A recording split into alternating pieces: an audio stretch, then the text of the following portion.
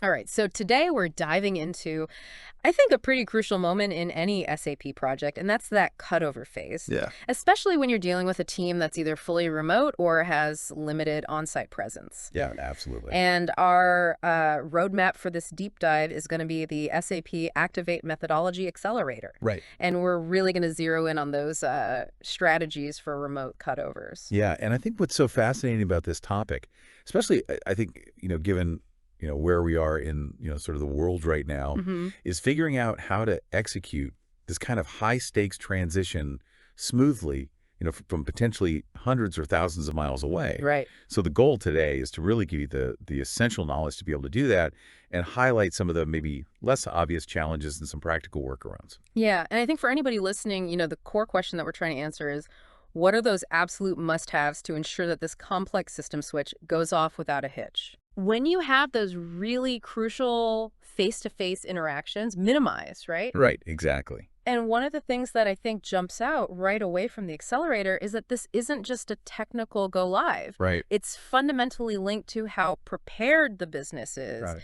and how crystal clear your communication channels are throughout the entire process. Absolutely. And the accelerator really emphasizes this point that, cutover prep isn't solely an IT exercise. Right. We're talking about vital business tasks, Mhm. things like finalizing open sales orders, completing inventory counts, even coordinating with external partners, things that might still require some physical presence. Right.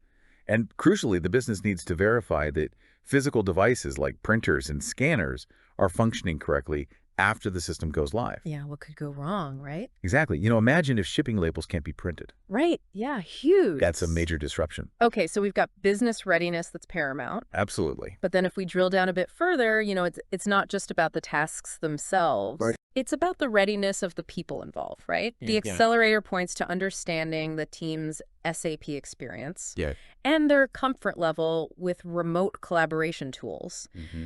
So what are some of those maybe less obvious aspects of this people readiness piece? I think what's interesting here is the need to assess the organizational culture.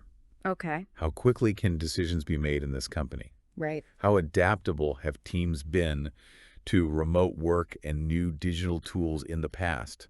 Even their track record with adopting new norms Oh, interesting. can be a strong indicator of how smoothly a remote cutover will proceed. And, think about a highly hierarchical organization. Yeah, Remote decision-making might introduce some really unexpected delays it makes sense. that they might not be prepared